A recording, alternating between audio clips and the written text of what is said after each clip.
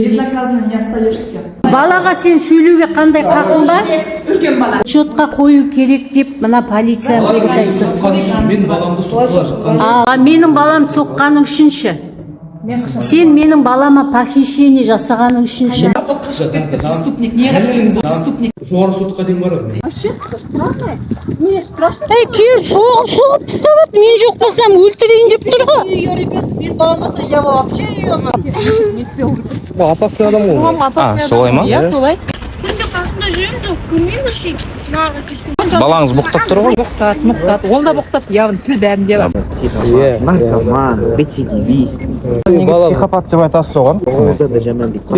Онда неге артынан қуасыз, неге бірден келмейсіз? Бәрі таниды ғой? Бәрі таниды ғой, дұрыс па? Ол мені алдымнан шыққан жоқ. Былай қарай қашып жатыр. Мамасы шықты да анау дегенше мен артынан жүгірдім. Ол кім екенін қайдан білемін? Енді балаға не істейсіз сонда? Ата-анасын алып келдім.